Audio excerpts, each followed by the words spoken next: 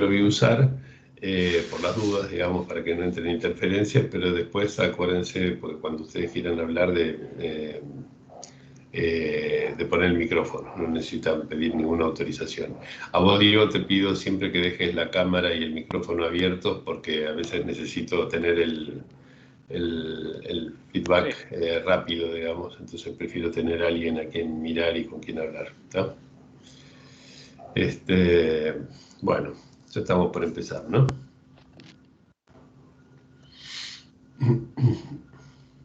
Son las 12 en punto. Ahora ya vamos a empezar. Me muteo. Muy bien. ¿Quién está allí? Melissa Beltrán Félix. ¿Qué tal, Melissa?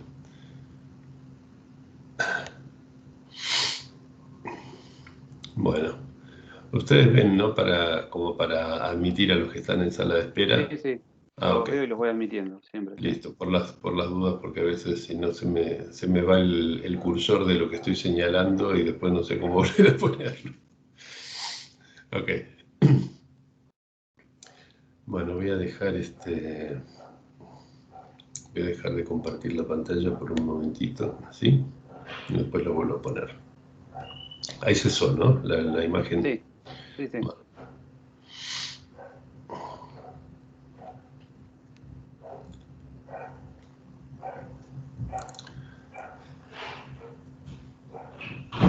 Ok. Bueno, estas son las 12, ¿no? Sí. Bueno, vamos a empezar entonces. Bueno, buenos días. Les doy la bienvenida, como siempre.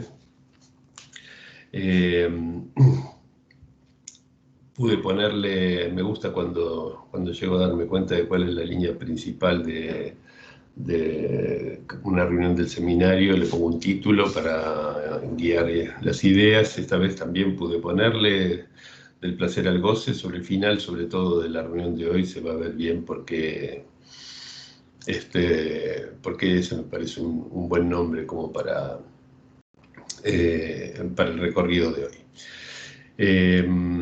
Entonces, les pido como siempre que mientras no estén participando apaguen sus cámaras y sus micrófonos para mejorar la calidad de la conexión. Y vamos a dar comienzo a los comentarios de hoy. En primer lugar,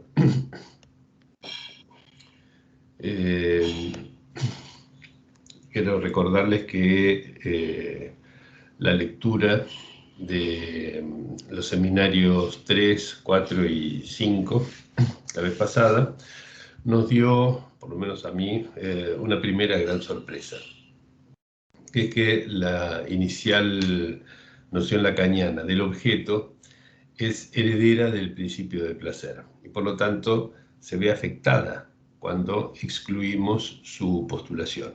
No queda indemne, digamos. Más aún, el deseo de gozar del que venimos hablando del año pasado no apunta a objetos, esto quedó despejado también la vez pasada, aunque pueda servirse de ello, por supuesto, sino a vivencias de goce, cuyos indicios devinieron réplicas investidas, ¿no? Esto es lo que llamó hace unos meses la réplica indicial. Y hoy vamos a ver que en los dos seminarios siguientes, el 6 y el 7, que son el objeto de la discusión de hoy, por momentos Lacan se mueve sutilmente en esa dirección, en la dirección de que el deseo de gozar no apunta a objetos sino a ciertas vivencias de goce. Sin embargo, él no llega a concluir que ello torne superfluo el objeto mismo y hasta la meta de la pulsión, ni que así se invalide la dialéctica entre necesidad, demanda y deseo, como vimos la vez pasada, que parte del modelo freudiano de la vivencia de satisfacción y en consecuencia no se sostiene sin el principio del placer.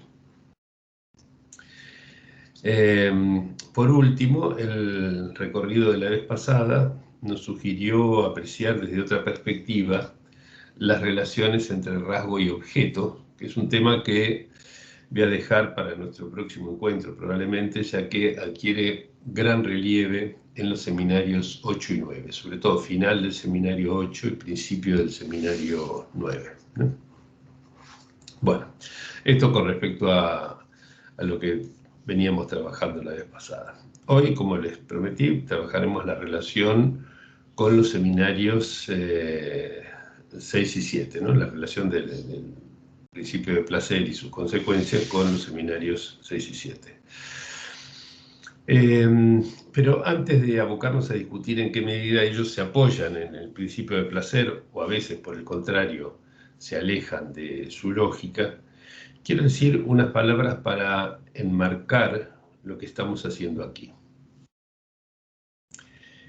A raíz de ciertos comentarios que me han llegado, me pareció útil enmarcar esto que estamos haciendo aquí. Ante todo, aclarar que no vengo a enseñarles nada, ¿sí? No tengo los bolsillos llenos de un saber cuyas monedas pueda compartir generosamente con todos ustedes. Me presento más bien en la posición del pobre que, frente a las urgencias cotidianas impuestas por la práctica del psicoanálisis, pasa necesidad y hambre, no encuentra en la doctrina con qué responder a ciertas cuestiones que ellas le plantean y se pone a revolver entre las sobras de esa frágil doctrina montada con las sobras del saber, a su vez producido por cada analizante, ¿no? Como bien nos subraya Lacan en el seminario 19. Pero soy un pobre gourmet, que no se traga cualquier hueso, y en eso consiste, digamos así, la dignidad de mi indigencia, ¿sí? Lo que me da el ánimo requerido para no obligarme a esconder el modo en que rebusco entre esas sobras y mastico las migajas que de tanto en tanto encuentro, ¿sí?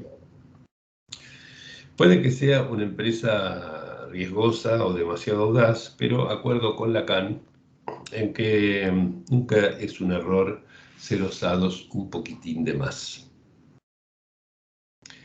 Ahora bien, y vuelvo a parafrasear a Lacan, el efecto de choque, de despertar, que me parece necesario en el camino de nuestro progreso, como dice aquí en el Seminario 7, parece haber llevado a algunos a equiparar mi búsqueda con un desprecio por la doctrina existente y sus creadores, o, en el otro extremo, a tomar lo que digo como no sé qué maravilla, que es otra forma de volver a dormir.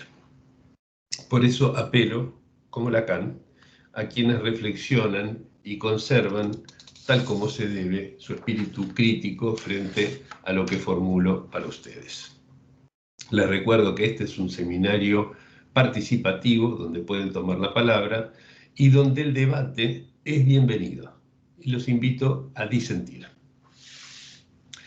Dicho esto, y para introducir el tema de hoy, señalaré que, aun cuando Lacan diga que no considera que la producción intelectual de Freud al final de su vida sea una declinación, sus críticas a la dirección de la cura sugieren que a veces él no lo encuentra a la altura de su propio descubrimiento, ¿no? Sobre todo en lo tocante al destino de lo singular, ¿sí? Si nuestra singularidad, es decir, el núcleo de nuestro ser, es un Wunsch, ¿sí? Un anhelo, ¿sí? Por acá lo dicen, voy a poner el cursor para que lo vean bien, el puntero, ¿sí? Si el núcleo de nuestro ser es un Wunsch, ¿sí? Como dice Florian, un anhelo que debemos revelar, ¿acaso nos tomamos tanto trabajo? Fíjense lo que dice aquí Lacan, ¿no? ¿Acaso nos tomamos tanto trabajo para luego atenuar ese deseo o incluso para reemplazarlo por otro? ¿Sí? No parece ser una propuesta convincente. Ahí ven el estilo que tiene Lacan de hacer esas críticas a la dirección de la cura de Freud. Decir esto nos deja ya a las puertas del primer vector que orientará nuestro recorrido de hoy, la meta que el análisis persigue. Según Freud, el análisis busca despejar la oscuridad que envuelve al núcleo de nuestro ser, ¿sí? Que está lo dice en la interpretación de los sueños, formado por deseos, emociones de deseos inconscientes, refractarios a las palabras, por eso no está en el preconsciente, donde se sitúan las palabras, y que además tienen una eficacia compulsiva, ¿sí? Ahora, fíjense que nada dice esto acerca del objeto de esos deseos, ¿sí? Se refiere, el núcleo de nuestro ser son los deseos, pero son deseos no vinculados o definidos a partir de un objeto. Por eso Lacan comienza su seminario sobre el deseo, que es el primero que vamos a ver hoy, el seminario 6, señalando, aunque no los voy a ver en orden, el 6 y el 7, los voy a ver conjuntamente, ¿sí? Porque va a ser más ágil así. Comienza ese seminario 6 sobre el deseo, señalando la extraña novedad que implica pensar, como lo hacían Fairbairn y otros, ¿sí? Que la libido, es decir, la energía psíquica del deseo, como lo llama aquí, en vez de buscar placeres, pleasure seeking, ¿sí? Busque objetos, ¿no? Cosa que se estaba planteando en esa época, sea object seeking, ¿sí? Buscadora de objetos. Y critica de plano esa propuesta, ¿no? En varios lugares del seminario, del seminario siguiente también. 2 años antes, él había desplazado la atención, ustedes lo recordarán porque lo comentamos la otra vez, él había desplazado la atención desde el objeto hacia la falta de objeto, ¿no? Ese es el tema del seminario 4. Y aquí lo desplaza desde la búsqueda de objeto hacia la búsqueda del placer, ¿sí? O sea, correr las cosas del objeto, ¿sí? Esto revela, además, en qué medida el objeto es problemático para Lacan, ¿sí? Para Lacan y para nosotros, por supuesto, ¿sí? Me di cuenta, cuando preparaba lo que iba a decirles hoy, que el objeto es la única noción a la que Lacan dedica 2 seminarios, el 4 y el 13. Esperen que me salté alguna... Acá está, sí. El seminario sobre la relación de objeto y el seminario del objeto en psicoanálisis, ¿no? Y él mismo dijo que lo que había inventado era un objeto, ¿sí? El objeto A, se lo dice en el seminario 21, ahí está la clase. Solo agrego que entre los motivos por los cuales la noción de objeto es problemática está el hecho, hasta ahora no percibido, me parece, por lo menos no lo suficiente que yo lo haya notado, el hecho de que esa noción de objeto se apoya en el principio de placer, cuya postulación venimos poniendo en tela de juicio desde hace más de un año, ¿no? Lacan no lo cuestiona, ¿sí? Es un hecho, digamos. No cuestiona el principio del placer, por lo menos no lo cuestiona frontalmente, ¿sí? Pero también hemos venido viendo ya que no es un fan de sus implicancias, digamos. Por ejemplo, entre otras cosas, el principio del placer podría ser del placer el bien por excelencia, ¿no? Si todo lo que se busca es el placer, entonces, ¿cuál sería el bien por excelencia? El placer. Y por lo tanto, inscribir así el psicoanálisis en la tradición hedonista, ¿sí? Pero Lacan es tajante, ¿sí? Ahí ven la referencia a la de la tradición hedonista, ¿sí? De ese principio, del principio del placer, nace un deseo que, lejos de ser un bien, es el tormento del hombre. Fíjense, ahí lo dice, ¿no? Página 397, ¿sí? Es el tormento del hombre. Y por eso es que placer y bien resultan ser más bien términos antinómicos. Incluso sabemos cuán insoportable es un placer extremo, ¿sí? Dice, no podemos soportar el extremo del placer, ¿sí? Y es muy cierto eso. Por lo tanto, no hay en la mira del placer bien alguno, ¿sí? A eso, entonces, no conduce el deseo que, como decía Spinoza, es la esencia del hombre, ¿no? Y que para Freud, ¿se acuerdan?, es el núcleo de su ser, es decir, la meca del análisis, ¿no? A donde apunta, ¿sí? Todo el análisis, ¿no? En tal medida que, incluso según Lacan, para el análisis, solo se es culpable, ¿sí?, de haber cedido en el propio deseo, ¿no?, de retroceder frente al propio deseo. Retomo entonces, el carácter problemático del objeto de ese deseo es subrayado con insistencia por Lacan, ¿sí? Acá les traje unas cuantas referencias, si quieren saquen una foto y después lo buscan en el seminario, todo sacado de los seminarios, del seminario 6, ¿sí? Aunque, digamos, a pesar de que en general problematiza, ¿sí?, ese objeto, hay momentos en que lo iguala a la cosa materna, ¿sí? Como si hubiera una especie de objeto privilegiado que fuese la cosa materna. Aclaro que la cosa materna, ¿sí?, igualarla con la madre, en realidad es como un pequeño desliz, ¿sí? Que la madre ocupe el lugar de Dasdin, parecería equipararlas, ¿no? Dice Dasdin que es la madre, ¿no? Hay varios lugares donde pero hay otros lugares en los cuales hay una distancia puesta entre objeto y Dasdin que vale la pena mantener. Pero él no concluye, Lacan no concluye de esa problematicidad del objeto que haya una inexistencia del objeto, sino que más bien la achaca, digamos, a esta relación del sujeto con el significante, ¿sí?, al carácter significante, por ejemplo, del deseo, de la pulsión, el hecho de que esas representantes de la pulsión sean significantes, ¿no? Como si eso fuera responsable de que el objeto resulte un asunto problemático, ¿no? La significantización, podríamos decir, del mundo en general y del objeto en particular.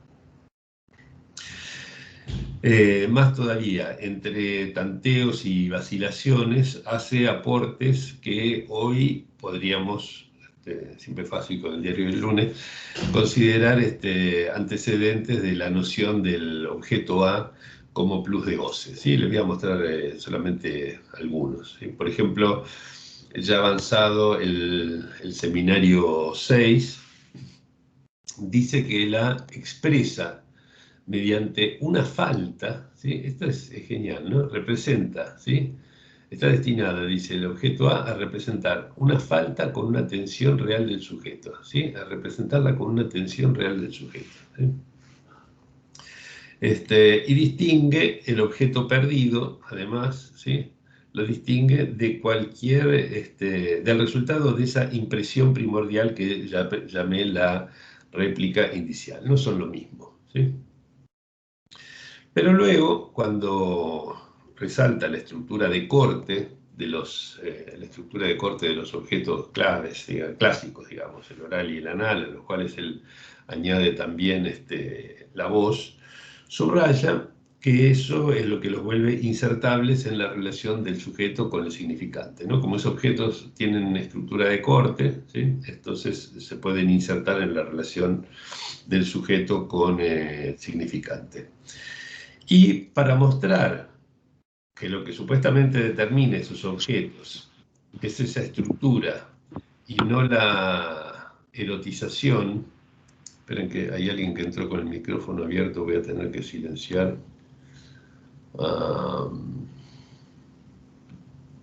Ahí parece que ya lo silenciaron, ¿no es cierto? ¿Sí? ¿Se sigue viendo la pantalla así con la cita esta, Diego? Sí, sí. Lo único que me están comentando es que no se escucha bien el audio. Yo te escucho bien, pero no sé si Ajá. hay alguien en particular que no escucha. Pero bueno, si nadie dijo, tal vez es la persona que lo Bueno, envió el mensaje. trataré de hablar un Sí, ahí poco Mario más dice alto. Mario también dice que se escucha bien. Bueno, ok. Sigo entonces, pero por las dudas para algunos que tengan dificultades trataré de hablar un poco más alto. Estaba diciendo que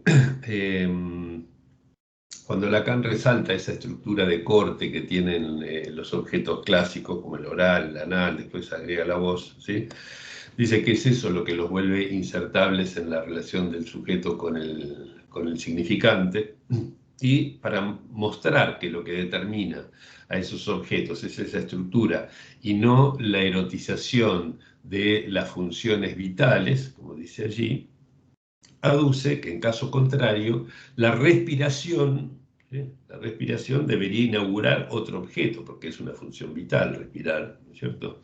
Y que si ello no ocurre se debe a que la respiración solo se corta de manera excepcional, ¿no? Ahora, ¿suscribiremos ese argumento? Porque además es un hecho que después de Lacan mucho se escribió acerca de la pulsión respiratoria y el objeto aire, ¿sí? Objeto más que preciado incluso en épocas de pandemia de COVID, ¿sí? En nuestro círculo próximo, digamos, me refiero a la EOL, Samuel Vaz es el que más insiste al respecto, inclusive apoyándose en algo que el propio Lacan había escrito pocos meses antes de lo que acabo de leerle, ¿sí? Cuando de una cuestión preliminar, está sacada esta frase, ¿sí?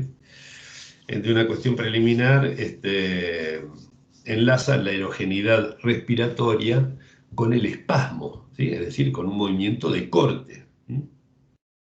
El espasmo es un corte, digamos, ¿no? Entonces, ahí hay una vacilación de Lacan respecto de si considerar o no esto como una forma de la pulsión, ¿no? Con su valor erótico, ¿no? De hecho, agrego, digamos, a esto, no es excepcional. ¿Se acuerdan que decía que excepcionalmente se cortaba la respiración, ¿no? Pero no es excepcional el modo en que se corta la respiración en el asmático, por ejemplo, ¿sí? Y además conocemos el valor erótico que tiene la asfixia, valor al que Maleval dedica buenas páginas en el último libro que traduje, que está muy bueno, de Coordenadas para la psicosis ordinaria, ¿no? Hay un apartado que se llama Estrangulan a una mujer, donde siguen varias páginas ahí dedicadas a este asunto, ¿no? Por si lo quieren leer, es muy interesante. Bueno, cierro este rodeo sobre el tema de la pulsión respiratoria, etc. Volvamos.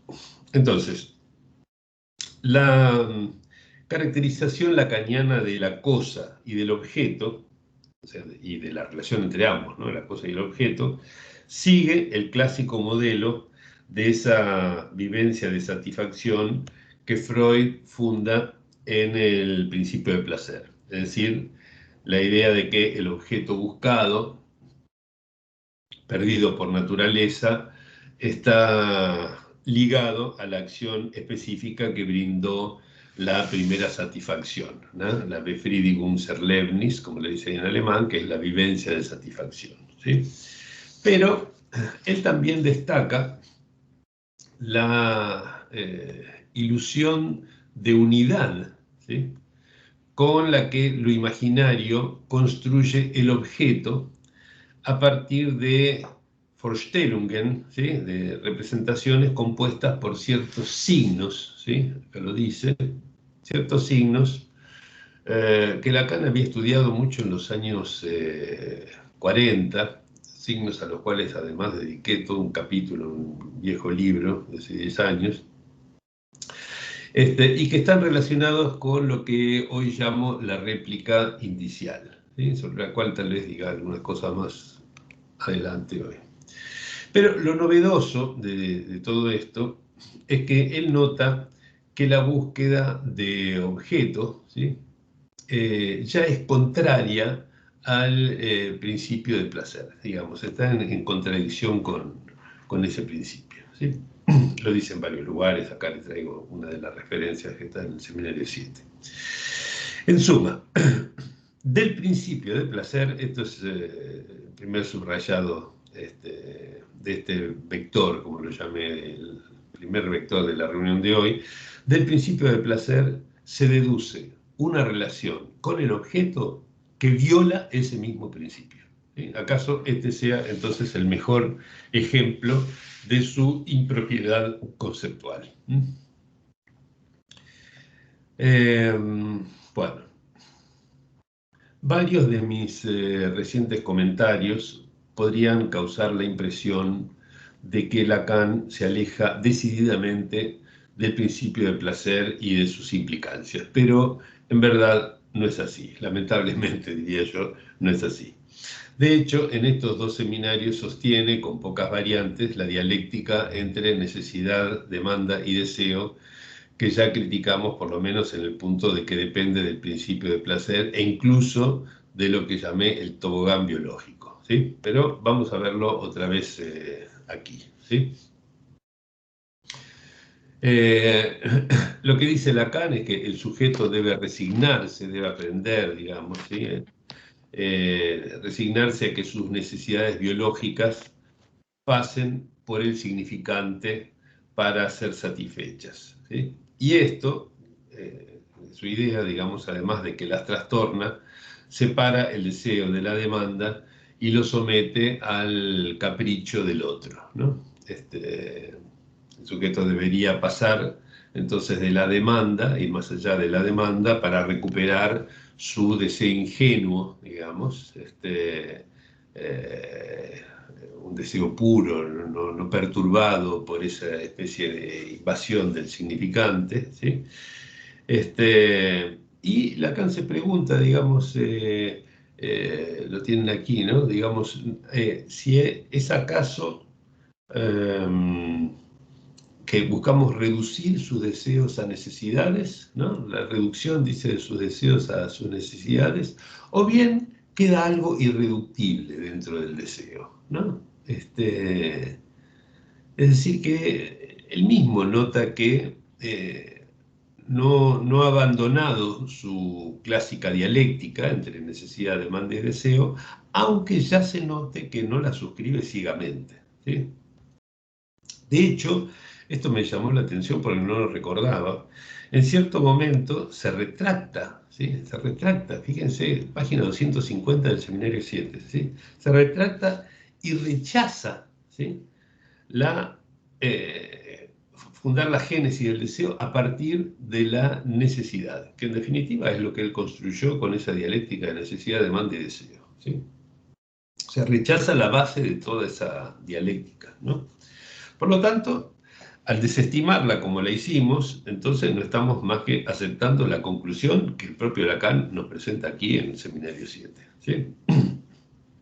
Entonces, con eso en mente, veamos ahora una a una las consideraciones centrales vinculadas a los dos principios y su relación con la supuesta alucinación primaria, ¿no? Vinculada, ¿se acuerdan?, al retorno del estado de deseo después de la vivencia de satisfacción, según Freud en el proyecto, ¿no? El Seminario 6, por un lado, sugiere reformular esa alucinación en términos significantes, ¿sí?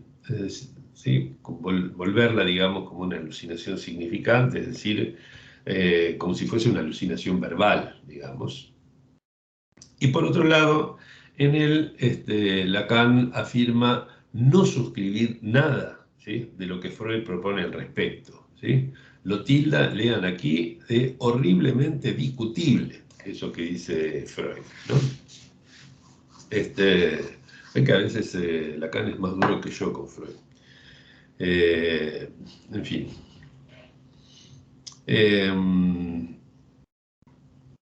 Y en el siguiente, en el Seminario 7, fíjense, acá te traje algunas referencias, llega a llamar antibiológico y anticientífico el instinto de muerte, o sea, le da muy duro, ¿sí? Deja pasar, es cierto que deja pasar, digamos, la antinomia entre la tendencia a la descarga y la economía del flujo. ¿Se acuerdan que yo les había mostrado, digamos, que había una contradicción entre pensar que hay una tendencia fundamental a la descarga y una economía de flujos, ¿no?, que implica una conservación, ¿no?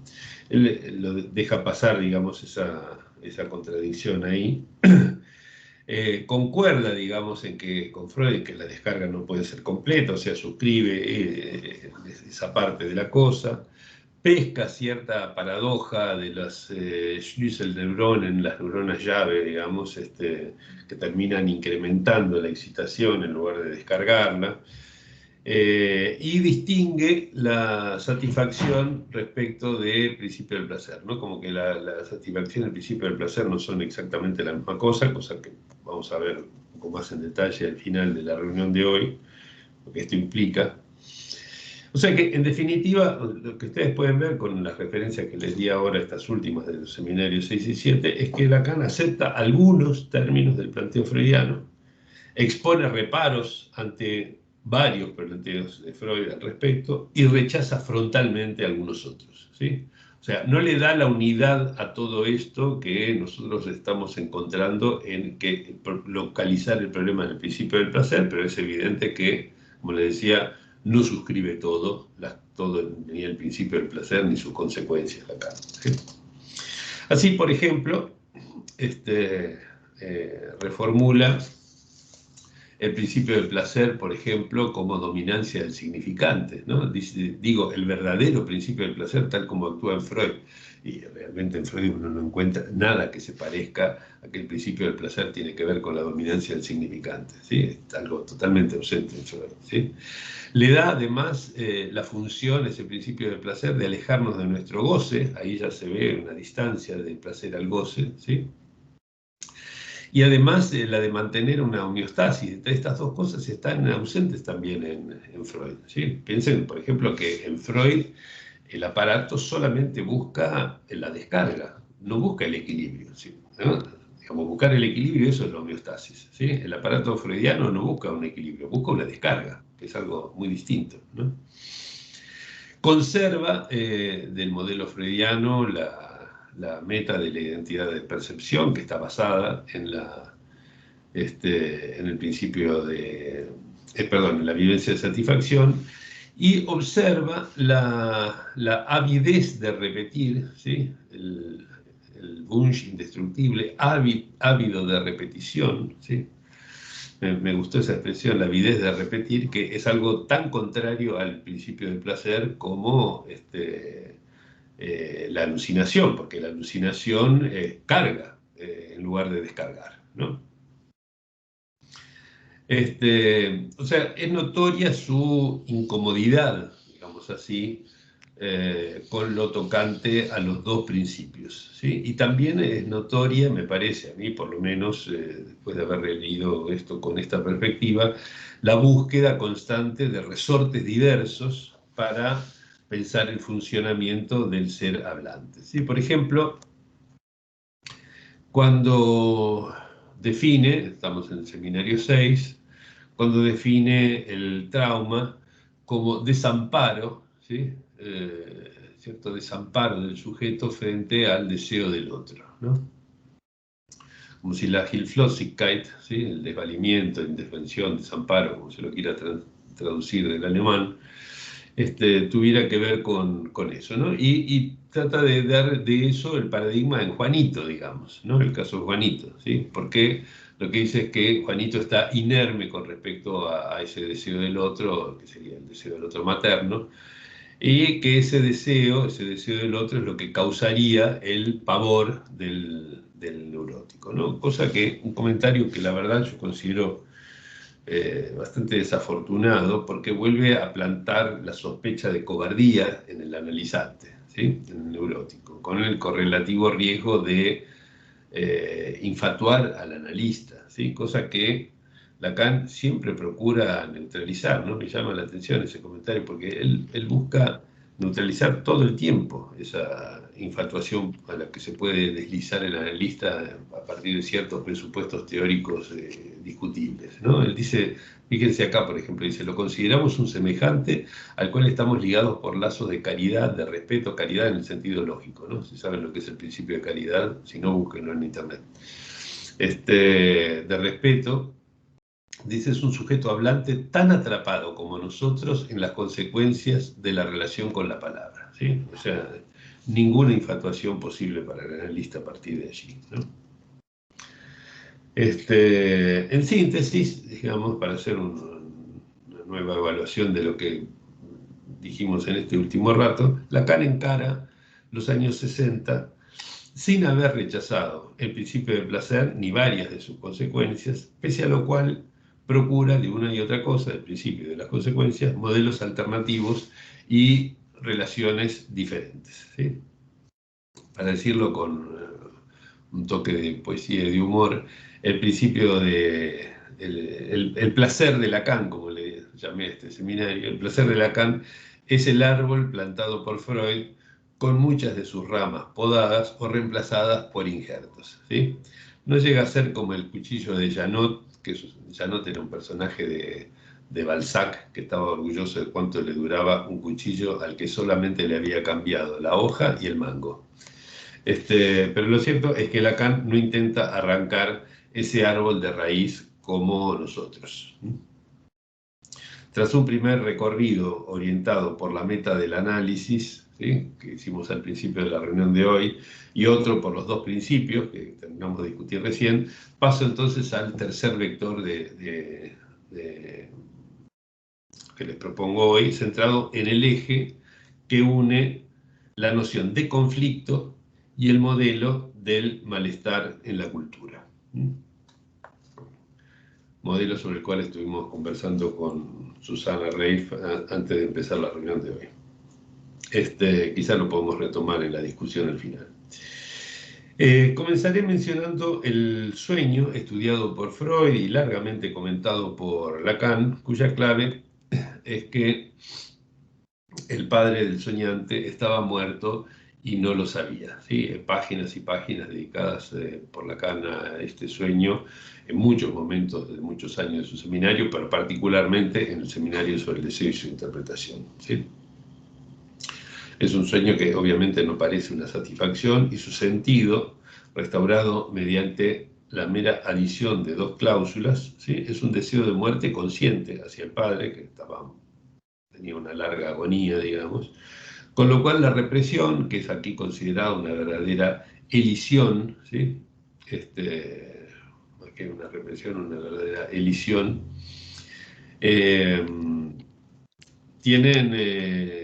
ya no resultan ser entonces un medio, digamos, para alejar algo de una conciencia que estaría conflictuada por ello, ¿sí?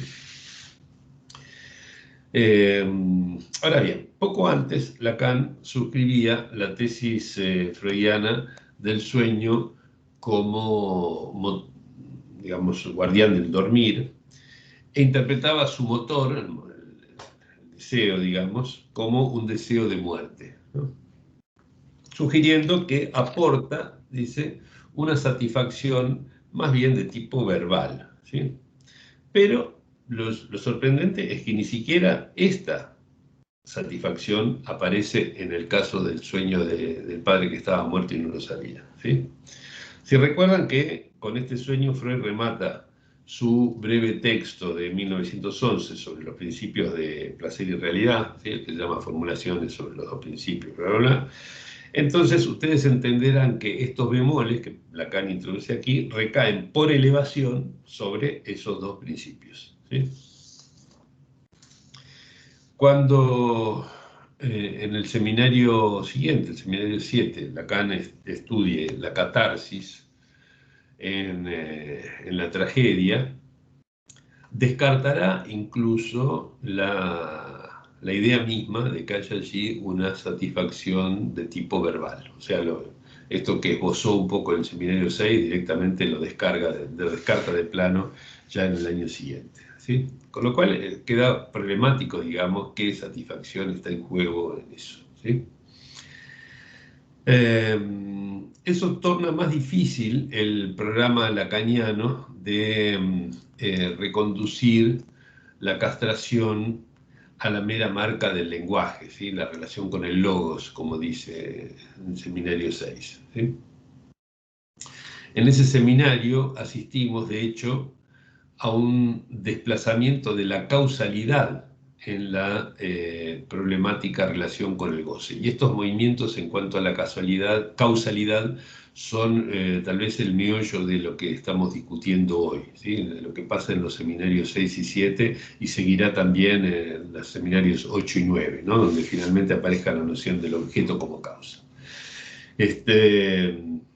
Primero, acá, digamos, Lacan recuerda el mito freudiano de tótem y tabú, ¿no? Según el cual el parricidio, recuerda, ¿no? El parricidio más bien refuerza la prohibición de goce, ¿no? Se suponía que, digamos, el goce estaba prohibido por el padre primordial, ¿no es cierto? Viene el asesinato, supuestamente eso tendría que eliminar la prohibición sobre el goce, más bien la refuerza, ¿sí? Cosa que es después continuada, digamos, con el análisis que hace Freud del malestar en la cultura, donde se propone que la sumisión a la ley refuerza la exigencia del superyo, ¿sí? De lo cual Lacan termina concluyendo que la ley permite acceder al goce bajo la forma de la transgresión, ¿sí?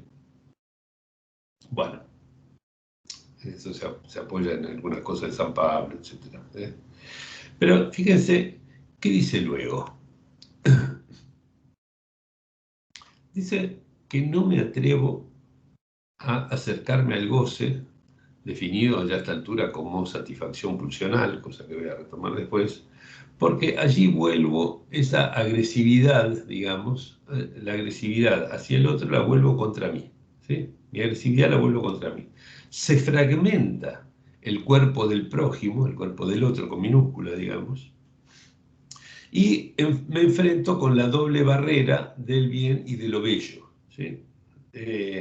Y todos estos argumentos son evidentemente excéntricos respecto de la argumentación freudiana, ¿sí? O sea, tomó tótem y tabú, tomó el malestar en la cultura, para luego concluir de ellos cosas que no tienen relación con lo que dijo Freud ni en el malestar en la cultura ni en el tótem y tabú, ¿sí? O sea que hay un corrimiento allí sutil, digamos, tácito, pero evidente, ¿no? Respecto de la argumentación freudiana, ¿sí? Por otro lado, estos argumentos hacen ver en esta inaccesibilidad del goce ciertos mecanismos estructurales. Esto es importantísimo, ¿sí? Son mecanismos estructurales y por lo tanto que son independientes de cualquier conflicto dinámico, ¿no? Le dije que nuestro eje era la relación conflicto-malestar en la cultura, ¿sí? Por lo tanto son argumentos distantes de lo que Lacan mismo había subrayado en la base de los modelos freudianos desde el inicio, ¿sí? El conflicto, la idea de que el conflicto, y particularmente el conflicto moral, era la clave de esos modelos, ¿no? Vamos a tener que volver sobre eso probablemente muchas veces. De hecho, ese dinamismo binario empieza aquí a mostrar su endeblez, ¿sí? ¿Por qué, por ejemplo, el deseo tendría que suscitar una defensa, ¿sí? ¿Y cómo es que podría suscitarla, como dice en el seminario 7, ¿sí? Antes de que sea posible la represión, ¿sí? ¿Y cómo, a qué responderían entonces esos síntomas defensivos, ¿sí? De hecho, si lo miramos desde esta perspectiva, Hamlet, el propio Hamlet, tomado como si fuera un sujeto, digamos, como un caso clínico, ¿sí? Ilustra el fracaso del modelo dinámico, ya que las dos tendencias, ¿sí? Las dos tendencias que deberían impulsarlo en el mismo sentido, ¿sí? Resultan canceladas, ¿no? Dan un resultado cero, lo subraya el propio Lacan. O sea que el modelo dinámico de composición de fuerzas no sirve, ¿sí? Para explicar el caso de Hamlet. Lacan, por supuesto, muy buen lector de Freud, no olvida que para Freud el signo más claro de conflicto es la resistencia y que por ello esta es el eje de toda la historia del análisis, ¿sí? Lo discutimos muchas veces desde el año pasado esto, ¿sí? Pero él no considera que indique un conflicto, cosa que sí hacía Freud, sino simplemente que es un signo de la mera presión ejercida por el analista, ¿sí?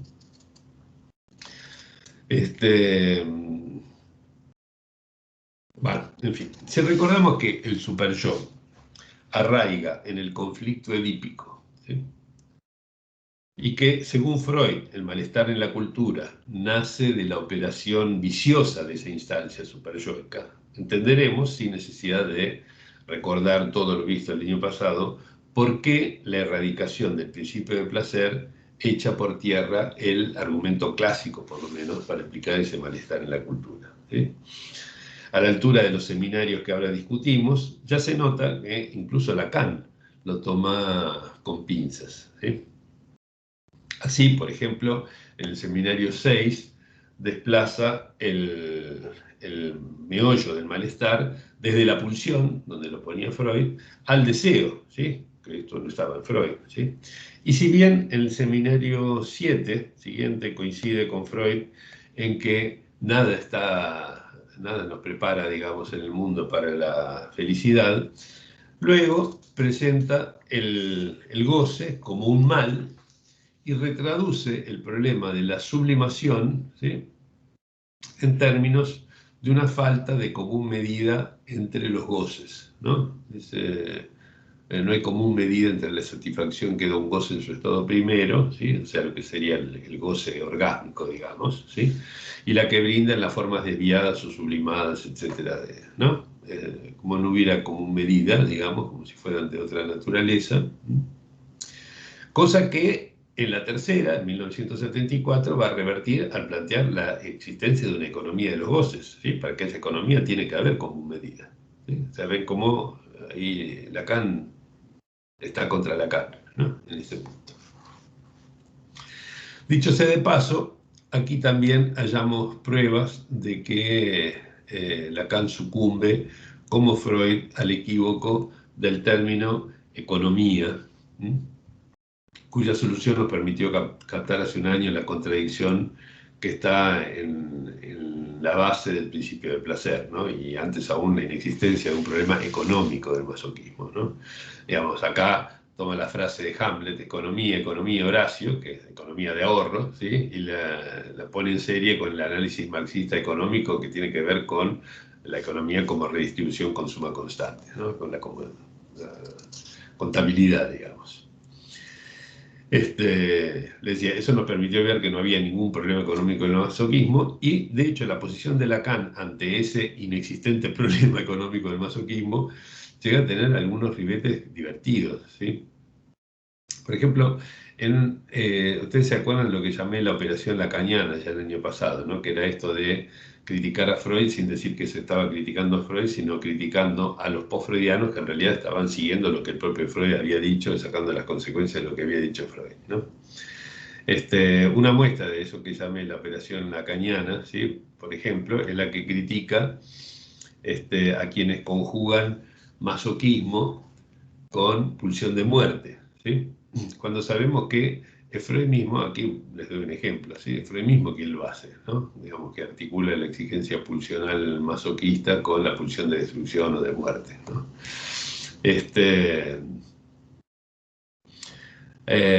Pero más allá de esto, digamos, en el goce masoquista, él desplaza, me parece importante esto, ¿sí?, él desplaza el acento desde el dolor, que ya vimos que no era la clave del goce masoquista, ¿sí?, desde el dolor hasta el fantasma que es puesto en escena, ¿no? Si ustedes leen los libros de Sacher-Masoch, de donde salió el nombre de masoquismo, ¿no?, ven que lo fundamental no es tanto el dolor infligido, digamos, sino la puesta en escena de cierto fantasma, ¿sí? Y por lo tanto, de esa manera separa el masoquismo respecto de la pulsión de muerte, ¿sí?, que Freud mismo había unido, ¿sí? La vincula más bien con el corte, es decir, con lo propio de lo simbólico en sí. De igual modo, en el seminario siguiente, por un lado señala la necesidad de profundizar, fíjense lo que dice aquí, el papel económico del masoquismo, no el problema, sino el papel económico del masoquismo, ¿sí?, desplaza la pulsión de muerte desde la biología, digamos, hacia el significante, de la biología donde le había dejado Freud, ¿sí?, al significante, y no deja de considerarla sospechosa e incluso irrisoria, ¿sí? Esta me parece quizás la crítica más dura y directa de Lacan a Freud en los dos seminarios que hoy discutimos, ¿sí? Aunque no es la única, por supuesto, ¿sí? Por ejemplo, disculpen, ahí está. ¿Se escucha bien ahí? Sí, Diego, sí, Gerardo. ¿sí? Sí, todo Ok. bien. Bueno, se me movió el aparato. Les decía, por ejemplo, eh, acá se lo muestro. Eh, por ejemplo, él no acepta la regla propuesta por Freud, ¿sí? Para interpretar la duda cuando uno analiza un sueño, ¿sí? Critica además la interpretación edípica del caso de Hamlet, ¿sí? Porque dice que justificaría tanto la acción como la inacción. La inacción, que es lo que muestra la obra, como la acción, que sería lo contrario de lo que muestra la obra teatral, ¿sí? Las dos cosas se podrían argumentar igual con el complejo de Edipo. Y vuelve además a argumentar, como ya muchas veces lo venía haciendo, contra la existencia de una fase autoerótica inicial, ¿no?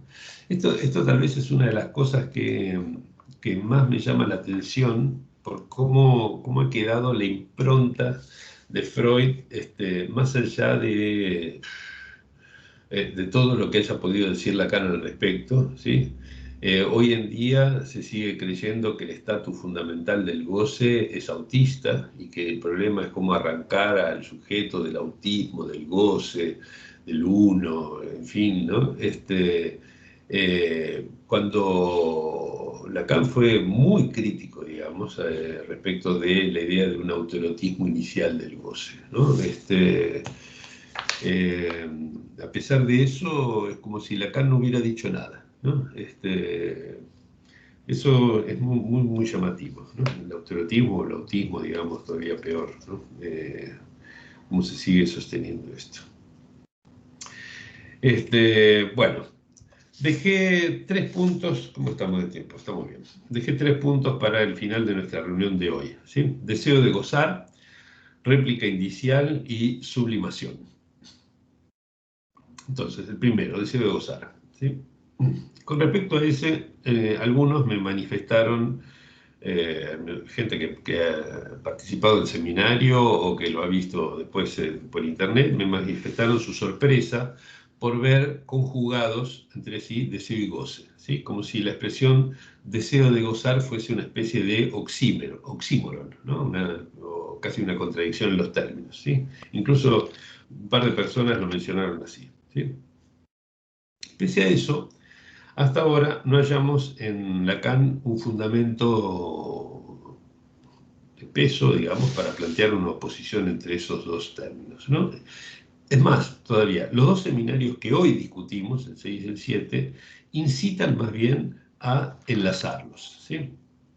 Así, por ejemplo, fíjense, si la fobia, ¿sí? Como dice Lacan, la fobia busca prohibir un goce, cuyo peligro, ¿sí? Como dice acá en la primera referencia, ¿sí? Es que abre el abismo del deseo, ¿sí? Solo la posible convergencia entre deseo y goce da sentido a esa prohibición. Primer punto. O aquí, en la bella carnicera, ¿sí?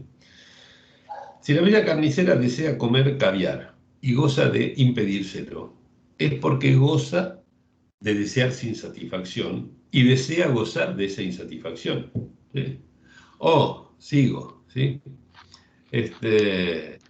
Si el obsesivo aplaza la realización de su deseo, entonces goza de procrastinar y su deseo es el de gozar de un deseo imposible, ¿sí? Así que podría multiplicar los ejemplos, aquí les traje solamente estos 3 que están en las páginas 474 y 75 de ese seminario, ¿sí? Además, tanto las tendencias tempranas, perversas polimorfas, ¿no? La de los niños, digamos, como la máxima universal sadiana, ¿sí? Del derecho a gozar del prójimo como instrumento de nuestro placer, ¿sí? Se derivan realmente sin ningún forzamiento de un deseo de gozar carente de objeto específico, tal como lo discutimos al comienzo de la reunión de hoy, ¿sí? Y el tercer punto, el segundo punto es la réplica indicial, ¿sí? Respecto a la réplica indicial, yo por lo menos la veo perfilarse cuando Lacan remite la identificación a ciertas insignias, ¿sí? Miller le dedicó a esto un curso entero, ¿sí? El primero que se tradujo al castellano, los signos del goce. En francés es lo que hace insignia, ¿sí? Con un equívoco. También veo perfilarse la noción de réplica indicial, por ejemplo, cuando los signos de cualidad, Qualitätszeichen, ¿sí? Los signos de cualidad indican la presencia de algo, ¿sí? Y sirven de pista, ¿sí? Pues que sirvan de pista, justamente eso es lo que es un indicio precisamente, ¿no? Una marca que sirve de pista para encontrar algo, ¿no? Y también cuando dice que a través de esas marcas se alcanza la cosa, ¿sí? Referencia a la Carta 52 y textos de esa época, ¿no? Se alcanza la cosa y no un objeto. Recuerdan que había momentos en los cuales había juntado la cosa y el objeto, por ejemplo, en relación a la madre, ¿sí? Das Ding es la madre, dice en un momento, ¿sí? Pero lo que se alcanza, digamos, es la cosa y no un objeto. Hay una diferencia, digamos, entre la cosa y el objeto. Entonces la cosa es lo que está del lado de esa réplica indicial, ¿sí? El objeto es una especie de construcción imaginaria que busca dar una unidad a una serie de indicios investidos que no tienen entre sí unidad digamos, ni coherencia alguna. No tienen por qué tenerlo, por lo menos. Y como les decía, voy a terminar lo de hoy señalando algunas cosas sobre la manera en que Lacan encara aquí el problema de la sublimación. Problema de los más difíciles que tiene el psicoanálisis por delante, aún por delante. Ante todo, Lacan descarta por absurda, digamos, la idea de una especie de libido sexual desexualizada, que es prácticamente, aquí lo tienen, ¿no? Digamos, lo que decía Freud, y los postfreudianos no seguían en esto, y la reemplaza por una cierta significantización del deseo, ¿sí? Incluso, muy lindo, digamos, lo que dice aquí, en el seminario 6,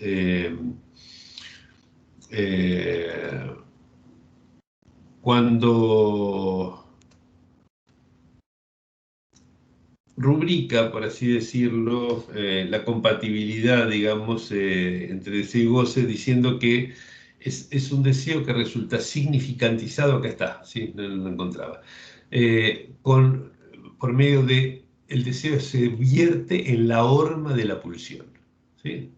Es decir, la pulsión sería como una especie de molde, ¿no es cierto? Cuando el deseo entra en la horma de la pulsión, ¿sí? Esa horma significante de la pulsión, el puro juego del significante de esa pulsión, ¿sí? Cuando entra en esa horma que le da la pulsión, entonces ahí tenemos un modo de definir la sublimación. Es realmente muy sugerente esa idea, me gustó mucho. No se le da mucha bolilla a esa definición de la sublimación, pero me parece brillante realmente, ¿sí? Porque esto, además de rubricar la compatibilidad entre deseo y goce, ustedes ven, ¿no? Como un deseo entra en la horma de la pulsión, ¿sí? Prepara además las bases para insertar la sublimación en la economía general de los goces, ¿sí? En segundo lugar, siguiendo con el tema de la sublimación, ¿no? En el seminario 7, que explora la sublimación en gran detalle, páginas, capítulos, clases enteras, digamos, dedicadas a eso, el seminario 7 dice que la sublimación, entendida como forma de satisfacer la pulsión directamente, ¿no es cierto? Como decía Freud, encuentra, me hizo mucha gracia esto, ¿no? Encuentra su meta en algo diferente a su meta, ¿sí? Y esto me parece, me detengo aquí porque esto no me parece que sea otra ironía como la de la energía sexual desexualizada, ¿sí? No se olviden que este es el seminario en el cual Lacan define el goce igualándolo a la satisfacción de una pulsión, ¿sí? Cosa que voy a comentar. Y si la satisfacción es, como dice Freud, la meta de toda pulsión, ¿sí? La ironía de Lacan también implica que la sublimación es entonces un cambio en la economía de los goces, ¿sí?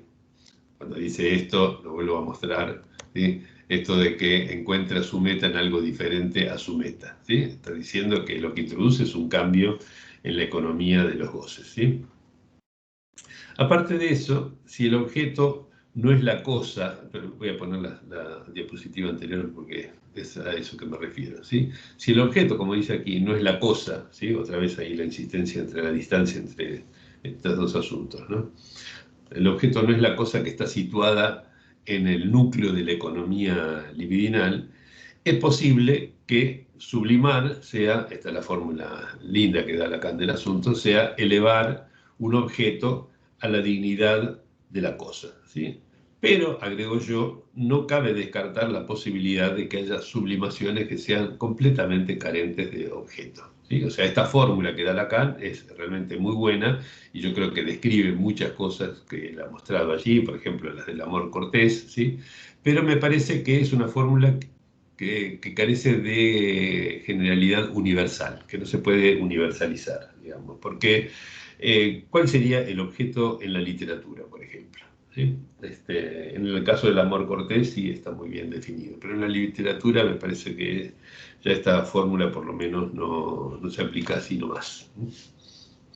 Por lo demás, cuando él compara las etapas, ya que hablé del amor cortés, lo pongo aquí, ¿sí? Compara las etapas del amor cortés con los placeres preliminares, ¿sí? O sea, el goce preorgásmico, digamos, no deja de situarlas entonces en oposición, como dice aquí, al principio de placer, ¿sí? A lo cual solo voy a agregar que tampoco cabe explicarlas por la compulsión de repetir, que Freud sitúa más allá, como lo único que está más allá de ese principio. Por lo tanto, se ve que la sublimación es otro ejemplo más de las ventajas de erradicar el principio de placer de toda consideración seria de la economía de los modos de gozar.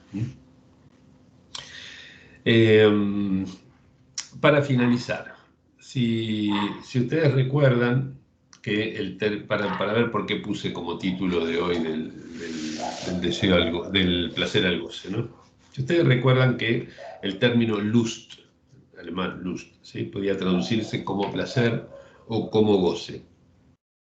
Este desplazamiento que hace Lacan del placer al goce, ¿sí? Presenta una ventaja y una desventaja desde la perspectiva de esta erradicación del principio del placer. La ventaja es que, como vimos el año pasado, un principio de goce es mucho más afín a lo que hallamos en la experiencia que un principio de placer, ¿sí? La desventaja es que si el goce es satisfacción, como lo plantea aquí en el seminario 7, ¿sí? Si es satisfacción, solo tiene lugar, como cualquier satisfacción, de manera intermitente, ¿sí? Mientras que el carácter Lustsucher, ¿sí? Buscador de goces, del ser hablante, que se desprende de la erradicación del principio de placer, no es afín a la búsqueda de satisfacción alguna, ¿sí? Digamos que no es algo que apunte a que se satisfaga algo, sino más bien que es un afán constante, ¿sí? Un siempre más, digamos. Pero más allá de esto, noten que en Freud la satisfacción de la pulsión por consistir en una descarga es necesariamente causa de placer, ¿sí? La satisfacción es causa de placer en Freud. Y si con Lacan hacemos de esa satisfacción un goce, esta propuesta de Lacan desplaza el acento desde el placer hasta su causa, que sería la satisfacción, ¿sí? Lo cual hace de este movimiento algo afín a la noción de deseo de gozar y a la reconversión del objeto A en plus de goce, que va a ser tema de los años, fines de los años 60, principios de los 70. ¿Sí? O sea que más adelante, dentro de algunos meses, volveremos sobre este asunto. Bueno, en fin, esto todo lo que tenía para mostrarles hoy. Les recuerdo dos cosas. Primero que ya saqué la pantalla general, ¿no es cierto? Sí. Bueno, les dije, esto es un seminario participativo, lo vamos a demostrar en los hechos hoy porque Diego Copo me pidió tomar la palabra para decirles algunas cosas que estuvo elucubrando, ni siquiera les voy a decir acerca de qué, que lo diga él mismo. Así que pidió tener unos 15 minutos, vamos a tener sus 15 minutos para que nos cuente lo que dice y luego voy a abrir a la discusión general para que incluya también las cosas que Diego nos plantea, ¿ok? Así que Diego, te paso el comando, podés compartir tu pantalla y te escuchamos. Bueno, gracias Gerardo. A ver si salió bien directamente. Buenísimo. Muy bien. Bueno, esto que se me ocurrió comentar tiene mucho que ver con lo que explicaste hoy, lo que presentaste hoy, Gerardo, o sea que tiene esa cuestión adicional. Y que es planteando, digamos, o poniendo en el centro la cuestión del conflicto tan presente en todo lo que vos venís planteando, lo que planteaste mucho en el libro, en Retoquecitos. La noción de conflicto como una antinomia y versus, digamos, la noción de un flujo, entonces, respecto de las antinomias, uno dice, bueno, la aparición de la paradoja, o la toma por nuestra parte de la paradoja, esa figura lógica, tan presente en la filosofía, como un antídoto de las antinomias. O sea, no porque vayamos a buscar una herramienta para forzar un argumento que queremos plantear, sino porque en muchas de las cosas, por ejemplo, que dijiste hoy, aparece, no se mencionó, pero aparece la idea de lo que es la paradoja. Entonces me parecía interesante revisar qué es una paradoja, como para que lo tengamos a mano. Y la planteo como un antídoto contra las falsas antinomias. Ni siquiera contra las antinomias, sino contra las falsas antinomias. Entonces, a ver, ahí está. Esto es sobre la base, digamos, de usar la paradoja para leer Retoquecitos y lo que es su centro, para mi gusto, que es erradicar el principio del placer. Quizá para quien no lo leyó y no estuvo el año pasado, no tiene tan presente esta propuesta tuya que está planteada así, como un erradicar, no como un revisar, sí explorar la erradicación del principio del placer, pero quiero decir el carácter radical que vos le das con ese verbo que es erradicar el principio del placer, que es un poco, puede resultar un poco temerario si no se lo lee bien. Vuelvo a la cuestión del conflicto. El conflicto en cuestión es entre el principio del placer y aquello que se le presentó como obstáculo, que era la repetición, a Freud, y cómo Freud resolvió ese conflicto, creando, digamos, con la introducción de un más allá, un nuevo conflicto a otra escala, a una escala superior, podríamos decir. En definitiva, siempre hay un conflicto, siempre la teoría lo necesitó como un fundamento. La cuestión del deseo de gozar, justo que acabas de mencionar, ahí está en figura en lo que estoy mostrando, plantea la cuestión desde, para mí, el modelo del flujo, y que en el libro vos lo presentás como una tendencia a hacer efectivo el gusto por gozar de variadas maneras y en la mayor medida posible, o sea, con una economía. Entonces, ¿cuál es la cuestión? Si nos atenemos al modelo binario, encontramos siempre presente una contradicción. O sea, Freud encuentra que frente al principio del placer, la repetición pone en contradicción la situación y él la resuelve poniendo un nuevo agregado a aquel principio original, que es el más allá.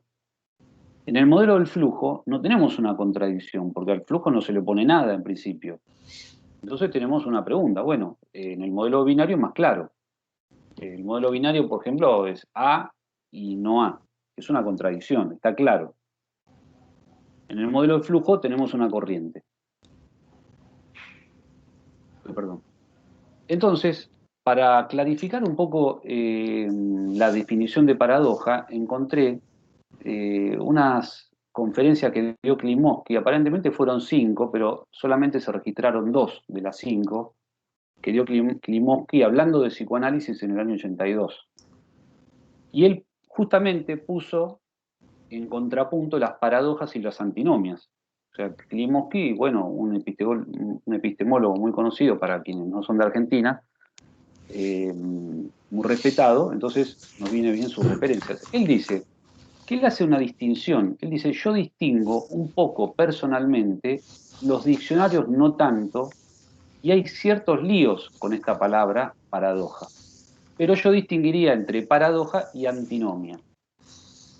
Yo subrayé la palabra líos porque la quiero ligar, por lo menos intuitivamente, a lo que es una paradoja. La paradoja marca un lío. Dice, para mí antinomia es realmente algo grave. Indica que hay contradicción, lo que dije antes. Paradoja, en cambio, para mí es más suave. Me llamó la atención, ¿no? Como un epistemólogo, ¿no? Uno supone que va a manejarse con cierto rigor y usó estas formas bastante estéticas para decir qué es una cosa y qué es otra.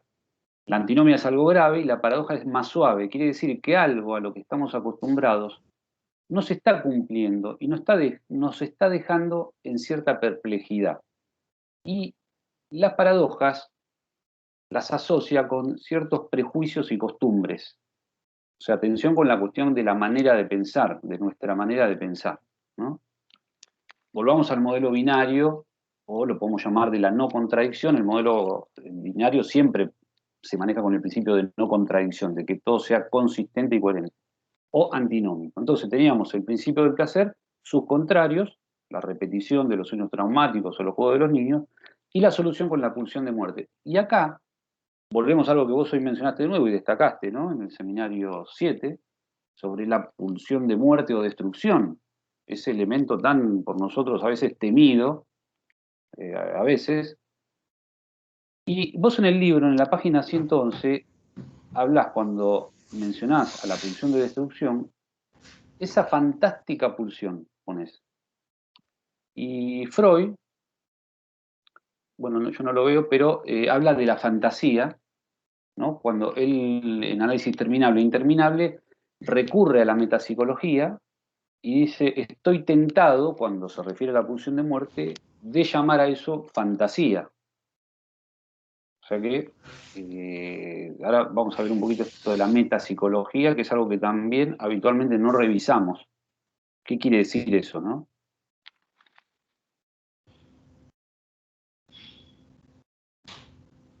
A ver, no sé por qué pasa ahora. Con las flechitas para los costados lo puedes usar. Sí, sí. Con las de la compu, digo. Sí, sí. Bueno, el modelo de flujo, ya lo dijimos, deseo de gozar, eliminamos, erradica la pulsión de muerte en un sentido y nos deja la economía de los goces. O sea que la paradoja podría, que todavía tampoco dije mucho, salvo lo que dijo Klimovsky, pero ahora vamos a ver un poquito más qué es. La paradoja nos serviría como un puente entre el modelo binario y el modelo de flujo. ¿Por qué? Porque la paradoja impide la formación de falsas contradicciones. Ahora vamos a ver, ya sabemos que es más suave, dice Klimovsky. Es un enigma, esta es una definición de un libro que se llama La historia de las paradojas, 25 siglos de filósofos estudiando este problema. Sorensen es el autor de ese libro, y él dice que la paradoja es un enigma, o sea, no es una contradicción, es un enigma. Ahí es concordante con Klimovsky. O sea que al haber un enigma, se impide dar falsas respuestas, falsas resoluciones. El problema de las resoluciones en las paradojas es muy importante porque son justamente esos razonamientos que no se han podido resolver, algunos sí, otros no. Algunos han resuelto en un momento y después se han reabierto. Entonces la paradoja, por eso es un lío. Por eso es un lío. Definiciones de Klimovsky de qué es la paradoja. Él dice, la paradoja demuestra que entre dos términos, acá está el modelo binario, se ha dicotomizado demasiado donde no se puede dicotomizar. Segundo, califica a esa dicotomía como medio absurda, bizarra y fuera de lo pensado.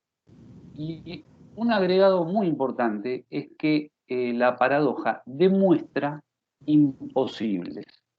Demuestra, lo subrayo porque, quiero decir, verifica. Ya no estamos en el campo de una hipótesis, sino de que hemos arribado a la demostración, mucho más fuerte. Y bueno, subrayo también que imposible no es una contradicción. Una contradicción es A y no A. Un imposible no. Bueno, veamos, digamos, en el mundo en concreto cómo funciona una paradoja. O sea, una de las muchísimas paradojas que se han estudiado está la paradoja del barbero. Dice que en una ciudad se establece el reglamento que de ahora en adelante las únicas personas que no se afeitan a sí mismas serán aquellas que son afeitadas por el barbero. Aparentemente en una ciudad había un conflicto donde la gente al afeitarse se lastimaba, llaman a un experto, el barbero, forman dos grupos. A partir de ahora que estamos en épocas de reglamento, ¿no? O sea, fíjense, se crea con un reglamento, dice los que se afeitan a sí mismos, los que son afeitados por el barbero. El problema surge cuando el barbero se tiene que incluir en un conjunto de esos dos, porque él se afeita a sí mismo, pero también la regla dice que solo se afeitan a sí mismos, o mejor dicho, las únicas personas que no se afeitan a sí mismos serán aquellas que son afeitadas por el barbero. El barbero no se puede incluir. Es un juego también, tiene su ángulo también para mí divertido. Se demuestra que la regla es absurda, debido a que se ha dicotomizado demasiado. Este es el problema. Ahora pasa mucho en las escuelas con las burbujas. Se definen burbujas. Si analiza uno la definición de burbuja que está en los reglamentos, se da cuenta que es paradójica y no se pueden respetar. ¿Y por qué el problema de la metapsicología y la pulsión de muerte? ¿O por qué el problema de la metapsicología? Porque la pulsión de muerte viene como una salvación al principio del placer. Entonces traigo dos cosas que dice Klimovsky que están en línea con cosas que vos decís en el libro. La primera es que el principio de no contradicción, el famoso de que si A es tal, tiene que ser A, no puede ser no A, puede ser uno de los tantos mitos históricos de la historia de la ciencia. Esto lo dice un epistemólogo del calibre de Klimovsky. Pero para nosotros que el principio de no contradicción es palabra santa, él lo asocia a un mito. Y vos hablaste también del problema de los mitos del conflicto, del mito del conflicto, que ayuda a pensar, ¿no? Donde hay una pulsión, entonces esa pulsión va a ser cualquier cosa y entonces necesita que algo la contenga. Y el otro principio lógico es que de una contradicción se sigue cualquier cosa, todo vale, ¿no? Esto habría que darse unos minutos para explicarlo, pero es bastante antiintuitivo, pero es así. Frente a una contradicción que encuentra Freud, él agrega la pulsión de muerte, pero podríamos poner cualquier cosa ahí y el razonamiento en su conjunto sería verdadero, o por lo menos correcto. La conclusión es que el modelo binario del principio del placer y su más allá, o en el modelo binario del principio del placer y su más allá, se ha tal vez dicotomizado demasiado. Esto que dice Klimovsky. Y la paradoja serviría para mostrar, por un lado, la rigidez inconducente del modelo binario, cuando tal vez podríamos otras alternativas de modelo, como por ejemplo ser la de flujo, y esa inconducencia tiene por efecto la deriva a la metapsicología.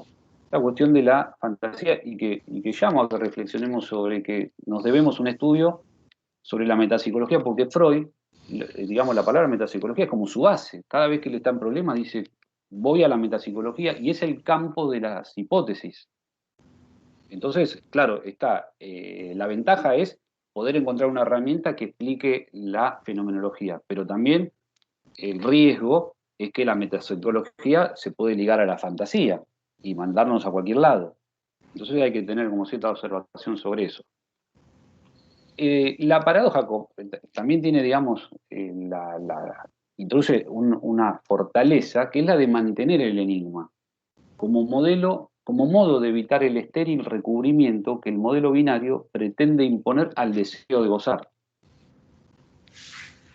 Y después quedan cosas para investigar, por ejemplo, pero bueno, como dije, la cuestión de la metapsicología y las consecuencias pedagógicas, esto que vos dijiste hoy, la infatuación del analista, porque la metapsicología puede sernos, bueno, como un prejuicio o una costumbre con una forma teórica para nosotros ejercer una contrapulsión, una especie de educación, o como vos señalaste, que descubriste, que me parece de manera buenísima, por qué surgió el postfreudismo como surgió, en el sentido de que Freud decía, el analista es una mejoría respecto del modelo paterno, un perfeccionamiento de la cuestión parental. Bueno, eh, y la otra cuestión, la del enigma, de la paradoja, en su relación con la interpretación lacaniana, la asocié porque, bueno, sabemos que la interpretación tiene dos formas, la cita y el enigma, y muchas veces me parece que nosotros, tal vez sin saberlo, en la dirección de los análisis, o en las entrevistas, o en las sesiones, sin darnos cuenta, contraargumentamos con el paciente planteando paradojas, que al traducirlas como enigma, inclusive ahí se corta la sesión y queda la cuestión del enigma abierto, pero se levantó una falsa contradicción, y eso ya es un beneficio. Eso va en línea, Diego, creo que esta es la Sí, sí, última diapositiva, ¿no? sí, sí, Esto va en línea con, quizás puedes dejar de compartir pantallas sí, y vemos ahí las va, caras de los otros. ahí va, ahí va. Va en línea con la idea de que la interpretación en última instancia siempre apunta al significante de la falta en el otro, porque ese significante de la falta en el otro es, desde la perspectiva lógica, el lugar de la inconsistencia del otro, ¿sí? Es Exacto. decir, el lugar donde se conjugan, por así decirlo, todos los A y no A del sistema están allí, ¿no? Es como cuando se plantean los dilemas neuróticos de no sé si hacer A o B, y uno le dice, ¿y por qué no hacen ambas cosas, por ejemplo? ¿No es cierto? Sí, Eh, entonces, ahora te doy la palabra, Susana. Eh, pero me parece muy rico esto que vos trajiste, que vos planteaste, porque efectivamente, digamos, tenemos una formación lógica bastante deficiente en general que nos lleva a confundir el principio de tercero excluido con el principio de no contradicción, ¿no? Yo te mandé un artículo, lamento que esté en inglés, no conseguí nada bueno en castellano al respecto, pero es muy útil pensar la diferencia que existe entre el principio de no contradicción y el principio de tercero excluido, ¿sí? Porque nosotros no tenemos ningún tercero excluido en el psicoanálisis, ¿sí? Y seguimos pensando en el psicoanálisis como si fuera lo mismo que el principio de no contradicción. O sea sí. que hay que hacer como Lacan, ¿no? Digamos, pensar cuál es la lógica que nos conviene. No es que haya una lógica, sino que la lógica es una herramienta, digamos, así lo pensaba ya Aristóteles, es una herramienta, busquemos una herramienta que sea adecuada. Y tal vez la lógica binaria de las antinomias no sea adecuada para nuestra experiencia. Ahora sí, Susana, ibas a decir algo. Sí. Me parece sorprendente porque parece que nos hubiéramos puesto de acuerdo un poco. Yo empecé haciendo un comentario ad hoc del malestar en la cultura y vos después hiciste todo un desarrollo del malestar en la cultura. Y con respecto a lo de Diego, me quedo impactada porque, bueno, yo también en algún momento leí mucho a Klimovsky con relación a la paradoja, porque bueno, como muchos saben, yo estoy en una cátedra donde se estudia Winnicott, y Winnicott dice en el capítulo 1 del libro Realidad y Jugando, porque no es realidad y juego, sino que es realidad y jugando, que lo esencial de la naturaleza humana se asienta en una paradoja, que no responde ni a leyes intrapsíquicas ni a leyes físicas. Y que además dice algo muy interesante, dice que esa paradoja no debe ser resuelta y dice que hay un lugar a donde nadie quiere ser alcanzado. Y además se pone muy lejos de la posición infatuada del analista, porque dice que él interpreta, o en realidad pregunta para, para dar a conocer al paciente cuál es el alcance de su comprensión. O sea que un analista no está ni para adoctrinar, ojo que esto ya lo dice Klein en el año 27, cuidémonos mucho de ponernos en el lugar del educador, porque en términos kleinianos es ponerse en lugar de reforzar el super yo. Con respecto a la paradoja, estoy sorprendida porque es el ejemplo, el del barbero es el ejemplo que doy yo cada vez que iniciamos la lectura de Winnicott, porque la paradoja nos confronta con una inconsistencia lógica y nosotros entramos en shock, digamos. Es muy difícil sostener la paradoja. Winnicott dice que hay que sostener la paradoja, que no hay que poner al sujeto ante la situación de resolver la paradoja, hay que sostenerla, que sería muy lejos de ponerlo en una situación de contradicción. Y con respecto a otra cosa, que es más bien una pregunta, cuando hablabas del goce, la relación entre el goce y el objeto, Gerardo, se me Sí, vino a la cabeza, que me parece interesante esto, un caso clínico que menciona Laurent en su libro Posiciones femeninas del ser, donde habla de una paciente que viene al análisis, qué sé yo, y le narra que hace como abortos seriales, ¿no? Como que continuamente está abortando. Y lo relaciona con una escena que cuenta la paciente en algún momento de su análisis, que es ella en el fondo del patio de la escuela, tirando por una especie de, no sé, abismo o lo que fuera, todos sus objetos más preciados. Me parece interesante pensarlo, lo voy a releer a ver si podemos sacarle un poco más de jugo, porque es otra manera de pensar la satisfacción. efectivamente, sí, tal cual. Sí, porque lo que a mí me impactó ya desde la vez pasada, digamos, por cómo al pensar la noción de réplica indicial empiezo a leer algunas cosas de una manera distinta, digamos, y me doy cuenta de que tendemos nosotros a pensar muy ingenuamente en lo que es un objeto, como si un objeto fuera una cosa dada, digamos, ¿no? Hay relación de objeto, por ejemplo, ¿no? Pese a que Lacan insistió, ¿no? Es un problema el objeto, lo fundamental es la falta de objeto, no sé qué, pero tendemos como a naturalizar la noción de objeto. En cambio, si nosotros pensamos que lo que queda como réplica indicial y que luego origina el deseo de gozar, son determinadas marcas investidas, ¿sí? No tiene por qué haber ninguna unidad de esas marcas en relación a ningún objeto. Entonces, por ejemplo, un fenómeno clínico, ya que hacías referencia a un caso clínico, yo voy a mencionar no un caso, sino un fenómeno clínico, ¿no? Esas personas que vienen y dicen, bueno, no sé qué pasa, pero cada vez que yo tengo una relación de pareja pasa lo mismo que en la anterior y que en la anterior y que en la anterior, ¿no? Y uno ve que los objetos cambian, ¿sí? Pero que el fantasma es el mismo, Sí, ¿sí? Entonces, claro. que esto que nosotros podemos, Lacan tanto teorizó acerca de la metonimia del deseo que se desliza de un lado al otro, capaz que no hay ninguna metonimia del deseo, ¿sí? Que el Perdón, deseo es siempre de gozar de lo mismo, ¿sí? Y que el problema es querer enchufarle, por así decirlo, a esos indicios un objeto. Sí.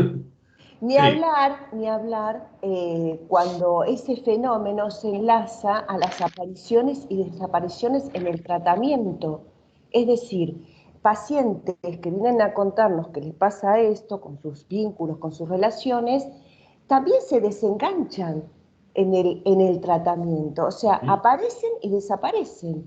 O sea, lo mismo que cuentan como qué es lo que padece, lo vienen a realizar adentro del espacio del, del análisis, ¿no? Eso me parece... Sí, sí. Sí, como que, digamos, la idea de la paradoja, para retomar lo que decía Diego, ¿no? La paradoja de la transferencia, ¿no? Que Lacan subrayó en varias ocasiones, cómo puede ser que siendo el amor algo que se dirige a lo singular, resulta ser que todos nuestros analizantes tengan un amor de transferencia por nosotros, que somos divinos, Sí, irresistibles, ¿no? Que es lo que tenemos, que todos nos aman, ¿no? sí. Entonces, ¿cómo puede ser que un fenómeno que dirige a lo singular tenga esa llegada universal? Me parece que justamente la distinción que se hace entre el objeto y las réplicas, digamos, la réplica indicial, ¿sí? Eso puede abrir una solución, digamos, a la paradoja esta, ¿no? Bien, bien, muy buena la discusión. Ahí está Flavia pidiendo la palabra también. Ok, adelante.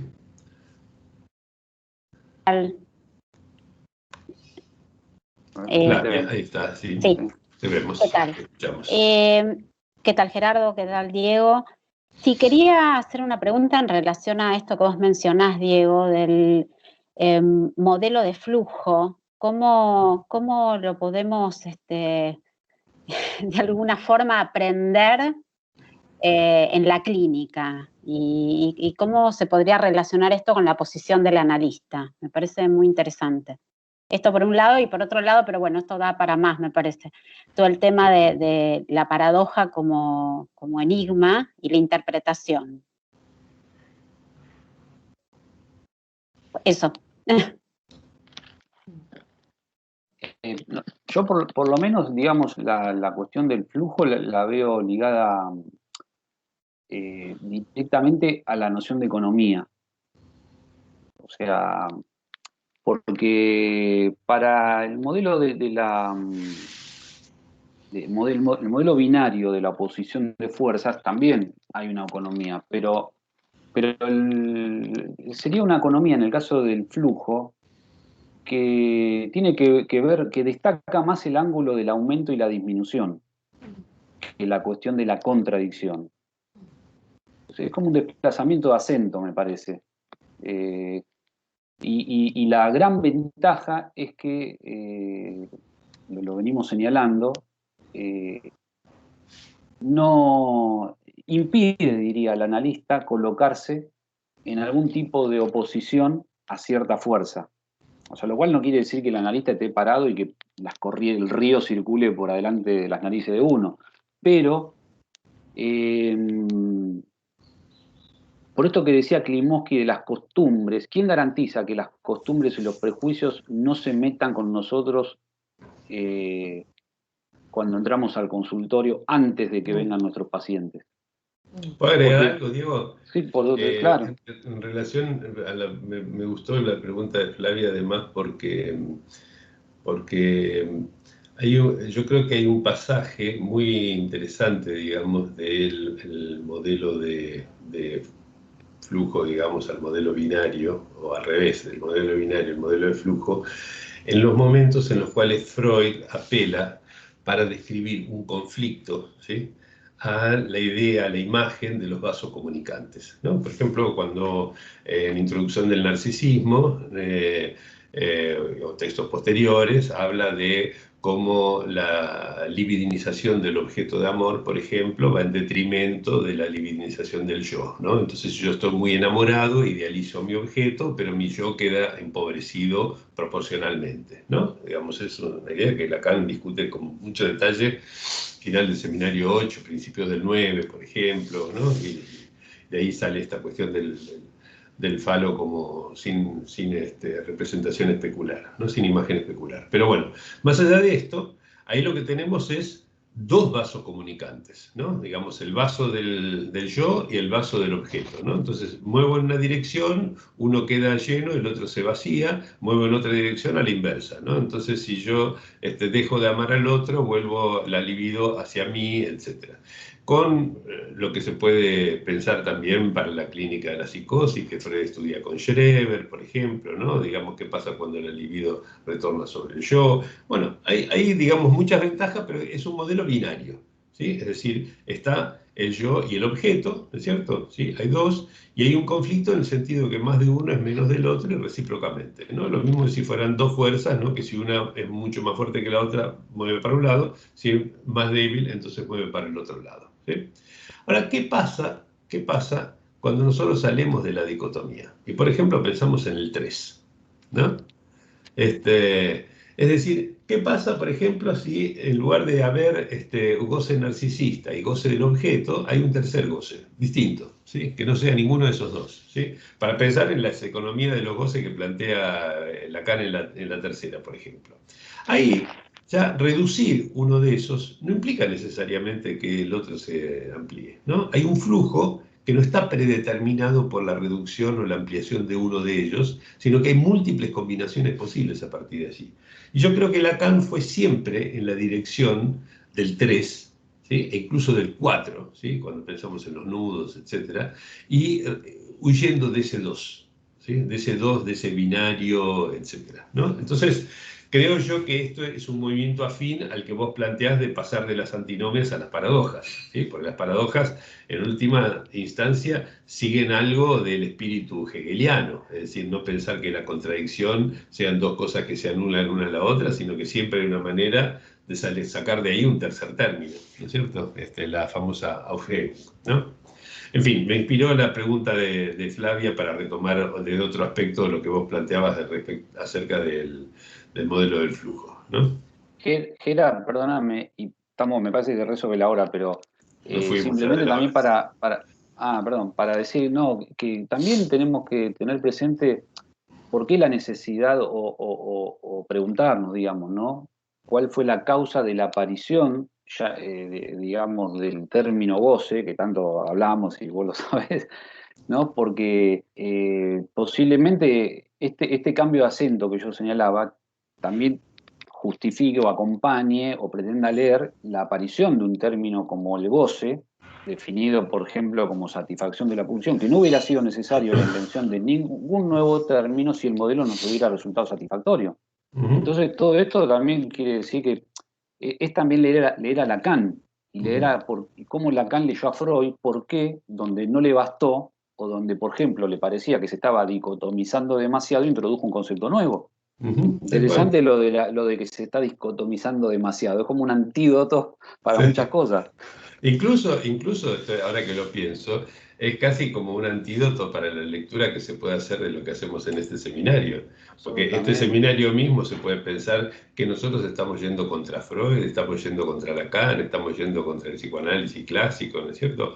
O lo que estamos haciendo es introducir ciertos retoquecitos, ¿sí? Que ponen, por ejemplo, en tensión Freud con Lacan, Lacan contra Lacan, Freud contra Freud, digamos, es decir, estamos dándole vida a algo que aparece como si fuera, digamos, una rigidez antinómica.